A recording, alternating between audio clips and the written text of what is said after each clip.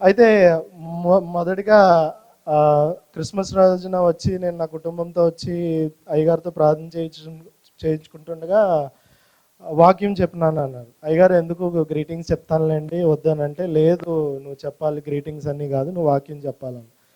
అది ప్రతిసారి చర్చ్కి వచ్చినప్పుడు అయ్యగారిని కలిసినప్పుడు నాకు ఇది ఒక బ్లెస్సింగ్లా ఉంటుందండి. ఎందుకంటే వాక్యం వినమనే చెప్పేవాళ్ళ కన్నా వాక్యం నేర్చుకొని నీది పంచుకో అని చెప్పేవాళ్ళు చాలా తక్కువ మంది అంటారు, అందులో అయ్యగారు ఒకరు. సో థ్యాంక్ యూ అయ్యగారు నాకు ఈ అవకాశం ఇచ్చినందుకు. అయితే చాలా క్లుప్తంగా ఒక 20 నిమిషాల్లో నేను ముగించాలనుకుంటే త్వరగా నేను చెప్తాను. బైబిల్ ఓపెన్ చేసి చూడాల్సిన అవసరం లేదు. నేను ఈ నోట్స్ కావాల్సి వాట్సాప్ గ్రూప్లో పెడతాను, మీరు చూసి మళ్ళీ రివైజ్ చేసుకోవచ్చు. అయితే జనరల్గా మనం సంవత్సరం చివరాఖరులో మనం అందరం దేని గురించి మాట్లాడుకుంటామండి? ఈ సంవత్సరంలో మనకు జరిగిన మేలు గురించి, లేదా ఈ సంవత్సరంలో మనం ఏం చేసాం, ఏం సాధించాం, దేని గురించి మాట్లాడుకుంటాం. కానీ ఇవన్నీ పక్కన పెడితే మనందరికీ ఒక ప్రశ్న ఉంటుందండి. దీన్ని యూనివర్సల్ క్వశ్చన్ అని కూడా అంటారు. అయితే ఈ యూనివర్సల్ క్వశ్చన్ ఏంటి అని అంటే, మనం నిద్ర లేచినప్పటి నుంచి రాత్రి పడుకునే వరకు ఎందుకు ఈ జీవితం, అసలు ఈ జీవితం యొక్క పర్పస్ ఏంటి, ఈ పరుగు పందెంలో నేను ఏం చేస్తున్నాను అని అందరికీ అనిపిస్తుంది. నాకైతే ఖచ్చితంగా అనిపిస్తుంది. మీకు అనిపిస్తుందో లేదో ఒక్కసారి మీరు ప్రశ్నించుకోండి. కానీ ఖచ్చితంగా అందరికీ అయితే అనిపిస్తుంది, ఎందుకు లెగుస్తున్నాము, ఏం చేస్తున్నాము, దేనికోసం నేను ఎంత కష్టపడుతున్నాను అని చెప్పి, అసలు దేంటి ఇదంతా, ఇది జీవితానికి అసలు అర్థం ఏంటి అనేది మన అందరి మెదడులో తిరిగే ప్రశ్న అండి. ఎస్పెషల్లీ నాలా ఐటీ ఉద్యోగాలు చేసే వాళ్ళకైతే ఇది రోజు మాకు ప్రతి పూట ఒక కామన్ క్వశ్చన్. ప్రతి పూట మాకు ఇది ఒక క్వశ్చన్ అండి. ఎందుకంటే ఎందుకు పని చేస్తున్నామో తెలియదు, ఎందుకు సంపాదిస్తున్నామో తెలియదు, ఏం చేస్తున్నామో తెలియదు. అయితే సరిగ్గా 3,000 సంవత్సరాల క్రితం అండి, మనం చూసుకుంటే ఒక రాజు ఉండేవాడు. ఆయన దావీదు కుమారుడని మనము తెలుసుకున్నాము. సొలొమోన్ రాజు అండి. సొలొమోన్ రాజు ఈ ప్రశ్నలకి సమాధానం కనుక్కోవాలని చెప్పి, ఎందుకంటే మనకు తెలిసినంత వరకు సొలొమోన్ ఎవరండి? చాలా ఎగ్జాక్ట్లీ తర్వాతే ధనవంతుడు, జ్ఞానవంతుడు. అలా ఆయనకున్న అర్హతలన్నీ ఉన్నాయండి. ఒక మనిషికి ఉండవలసిన అర్హతల్లో చాలా వరకు ఆయన ఎలిజిబుల్ కాబట్టి, అంత లెవెల్ చూశాడు కాబట్టి ఆయన, ఐ థింక్ ఆయన కరెక్ట్ వ్యక్తి జీవితానికి అర్థం కనుక్కోవడానికి. ఎందుకంటే మనలాంటి వాళ్ళు అంటే జీవితానికి అర్థం ఏంటంటే, మా అయితే ఒక డబ్బు వెనకాల పరిగెడతాం, లేకపోతే స్టేటస్ వెనకాల పరిగెడతాం, ఏదో సంపాదించడానికి వెనకాల పరిగెడతాం. కానీ అన్నీ ఉన్న మనిషికే జీవితం వాల్యూ ఏంటో తెలుస్తుంది. సో జీవితం వాల్యూ ఏంటో తెలుస్తుంది అని తెలుసుకోవాలి అనే తాపత్రయంతో సొలొమోన్ రాజు ఏం చేస్తాడంటే, ఆయన జీవితాన్ని ఒక ల్యాబ్లా తయారు చేసుకుంటాడు. ఎందుకంటే ఆయన ఎక్స్పెరిమెంట్ చేద్దాం అనుకుంటాడు. ఏం ఎక్స్పెరిమెంట్ చేద్దాం అనుకుంటాడు? అసలు జీవితానికి అర్థం ఏంటి, అసలు జీవితానికి అర్థం నేను ఎలా తెలుసుకోవాలని చెప్పి ఎక్స్పెరిమెంట్ చేస్తుంటాడు. ఆ ఎక్స్పెరిమెంట్లు ఏంటో దాని గురించి ఏంటో చెప్పే ముందు నేను ఎందుకు ఈ వాక్యం ఎంచుకున్నానంటే, ప్రతి సంవత్సరం చివరిలో మనల్ని మనము పరీక్షించుకోవాలి, మనల్ని మనం ప్రశ్నించుకోవాలి. ఎందుకంటే మనం ఆ రెట్రోస్పెక్టివ్ లేకపోతే మనం ఆ ప్రశ్న మనం వేసుకోకపోతే మనం ముందు సాగడానికి మనం చాలా వెనకంజలో ఉంటాం. సో సెయింట్ అగస్టిన్ అనే ఆయన క్రీస్తు శకం 340 నుంచి 430 మధ్యలో ఈయన ఏమన్నారంటే, ఇంగ్లీష్లో మొదటిగా చెప్తాను, తర్వాత తెలుగులో చెప్తాను. If you are a Christian, be a critic of yourself, not of others. అంటే దానికి అర్థం, నువ్వు ఒక క్రైస్తవుడు అయితే నిన్ను నువ్వు విమర్శించుకో మొదటగా, దాని తర్వాత పక్కవారిని విమర్శించుకోండి. అయితే నేను వాక్యం ఏం చెప్పాలి, ఏం మాట్లాడాలి అనుకొని ఒక టాపిక్ దొరికింది నాకు. నేను అది తర్వాత ఈ విషయంలో చెప్తాను. ఆ వాక్యం గురించి చదువుతున్నప్పుడు నాకు ఈ ప్రసంగి పుస్తకం కనిపించి, అసలు మొత్తం గ్రంథం అంతా చదువుదాము, తెలుస్తుంది మనకి ఫ్రంట్ అండ్ బ్యాక్, దాన్ని బట్టి మనం ఏమైనా చెప్పగలం అని చెప్పి చదివితే, మొదటి 2 అధ్యాయాలు చదివినప్పుడే చాలా డిప్రెసింగ్ అనిపించింది, చాలా నిరుత్సాహపరిచింది. స్టార్టింగ్ నుంచి 2 అధ్యాయాలు 3 అధ్యాయాల్లో చాలా విషయాలు ఆయన మాట్లాడతారు. ఇవి వింటే ఏంటిది ఇంత నిరుత్సాహంగా ఉన్నది, బైబిల్ చదివితే మనకి ఎప్పుడు ఎంకరేజ్మెంట్ ఉండాలి, లేకపోతే మనకి ప్రోత్సాహం రావాలి కదా, ఇలా ఉంది ఏంటి అని చెప్పి, సరే అసలు ఈయన ఏం చేశాడు అని చెప్పి విశ్లేషణ చేస్తే, నేను చెప్పినట్టు ఈయన జీవితానికి అర్థం కనుక్కోవడానికి ఆ, మూడు మూడు పరీక్షలు లేదంటే 3 ప్రయత్నాలు చేశాడండి.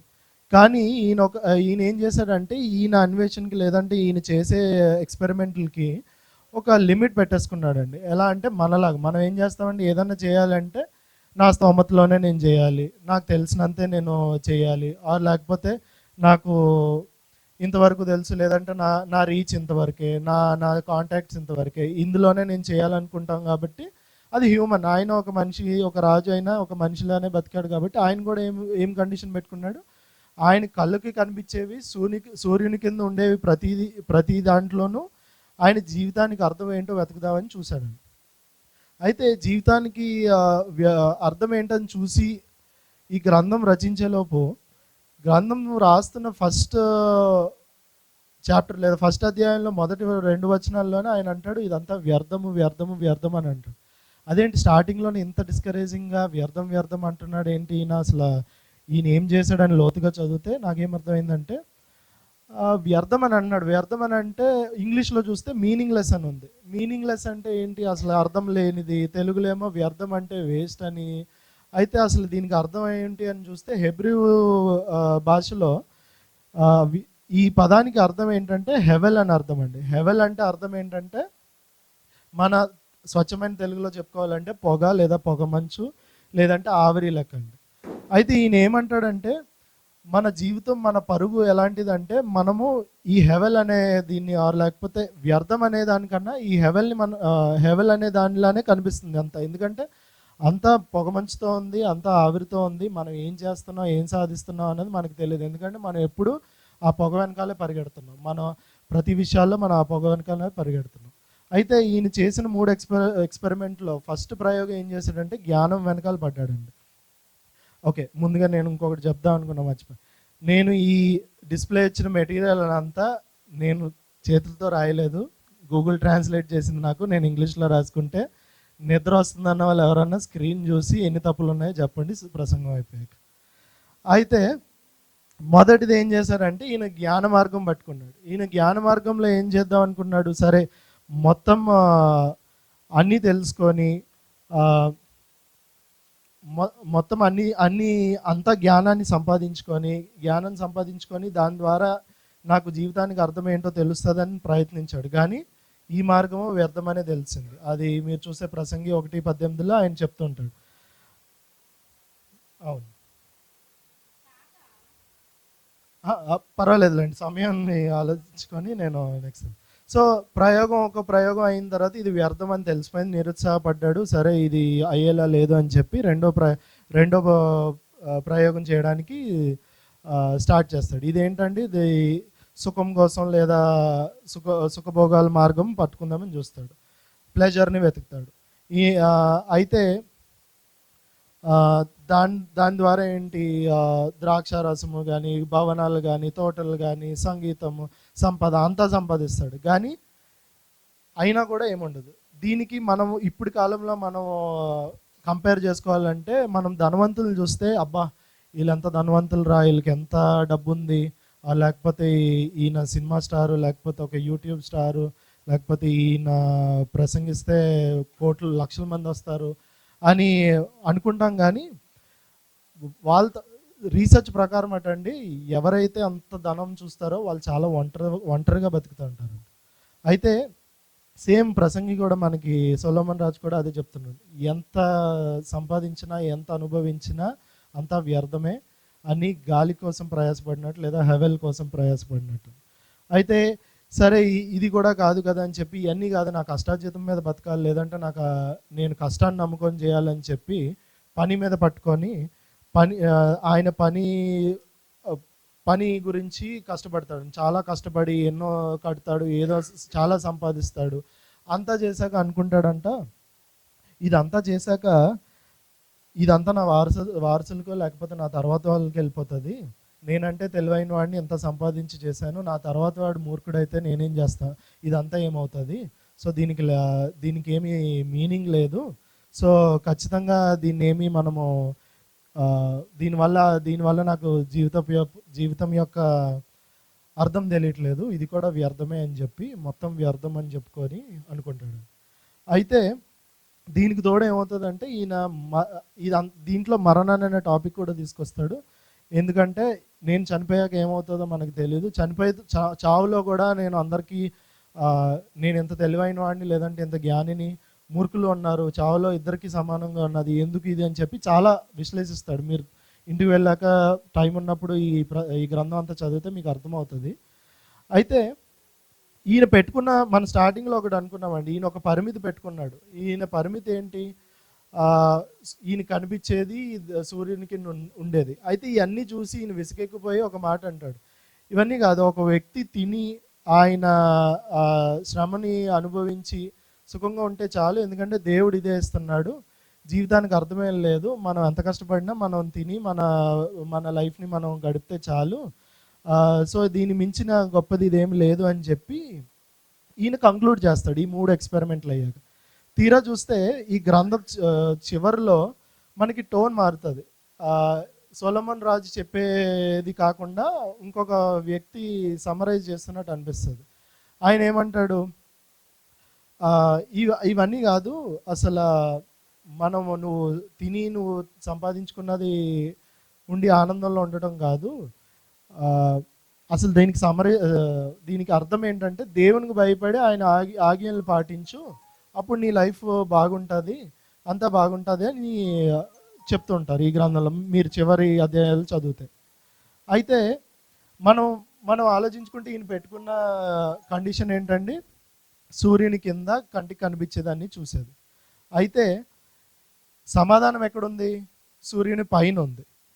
సో మన అల్టిమేట్ ఆన్సర్ లేకపోతే మన జీవితానికి అర్థం ఎక్కడి నుంచి వస్తుందండి? పైనుంచి వస్తుంది. ఆ సూర్యుని పైన ఉన్నదానికి కింద ఉన్నదానికి మధ్యలో ఆ బ్యారియర్ని లేదంటే ఆ అడ్డుగోడిని ఎవరు తొలగించారండి? ప్రభువైన యేసుక్రీస్తు వారు తొలగించారు. అయితే ఇప్పుడు మనం క్లుప్తంగా చూస్తే ప్రసంగి ఏమంటాడు, ఎంత జ్ఞానం సంపాదించినా దుఃఖం పెంచుతుంది తప్ప అని అంటాడు. అదే మన యేసుక్రీస్తు వారు ఏమంటారండి, నన్ను ఎరగడమే నిజమైన జీవం లేదంటే జ్ఞానం అని అంటారు.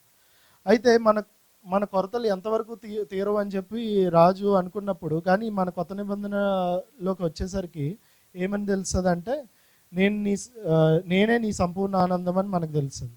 సో మీరు ఇక్కడ చూసినట్టుగా మరణాన్ని కూడా మనం దేవుడు మనకి అర్థం ఏంటో దేవుణ్ణి మనం ఫాలో అయితే లేదంటే దేవుని వాక్యం తెలుసుకుంటే మనకి దాని అర్థం ఏంటో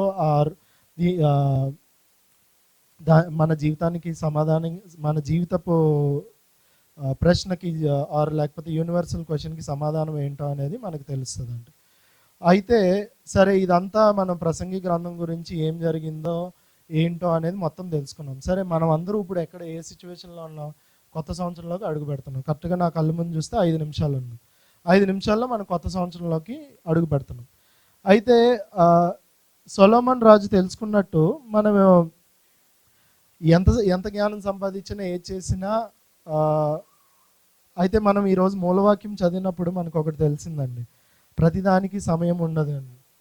అయితే అందులో సొలొమన్ రాజు ఏం చెప్తాడంటే 14 విషయాలు చెప్తాడండి. 14 వ్యతిరేక విషయాల్ని మాట్లాడతాడు. అయితే మనం ఇప్పుడు వరకు మీరు ఇంటికి వెళ్ళిన తర్వాత సొలొమన్ గ్రంథం ప్రసంగి గ్రంథం మొత్తం చదివితే మనకి ఏమర్థం అవుతుందంటే, జీవితం అనేది ఒక స్ట్రైట్ లైన్ కాదు, అది ఎప్పుడూ మారుతూ ఉంటుంది. ఏం మారుతుంటుంది? మన కాలాలు మారుతూ ఉంటాయండి.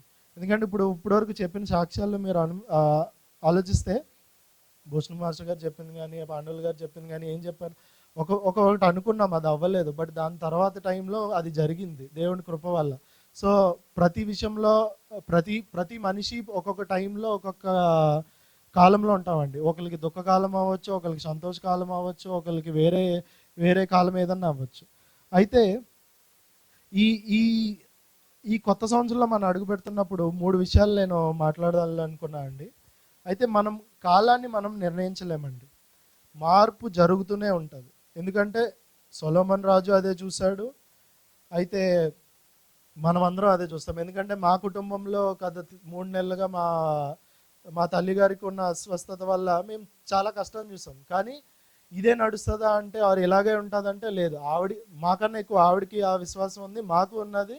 ఆవిడ మళ్ళీ నార్మల్ అవుతారు, మేమందరం నార్మల్ అవుతామని. సో ప్రతి ఒక్కరికి, కొంతమందికి ఏంటంటే ఇది చాలా ఆనందకరమైన సంవత్సరం అయి ఉండొచ్చు. కానీ ఒకటి గుర్తుపెట్టుకోవాలి ఏంటంటే కాలం ఎప్పుడూ ఒకేలా ఉండదు. దేవుని చేతిలో ఉన్న కాలాన్ని మనం ఎప్పుడూ మార్చలేమండి. ఆయన ఆయన దాంట్లో ఉన్నది. అయితే ఇక్కడ కొన్ని కొత్త నిబంధన నుంచి కొన్ని రిఫరెన్సెస్ నేను ఇక్కడ స్క్రీన్ మీద చూపిస్తున్నాను. నేను ఈ నోట్స్ ఇచ్చాక మీరు తిరిగి ట్రై చేయొచ్చు. అంటే మనకి సొలొమన్ ఏమన్నాడండి, బాధ కలిగే సమయము ఉంటుంది అని చెప్పినా, కానీ పౌలు రోమిల్కి రాసిన 8:28 ఏమంటారంటే దేవుని ప్రేమించిన వారికి సమస్తము మేలు కొరకే కలిగి జరుగుతాయని అని చెప్పాడు.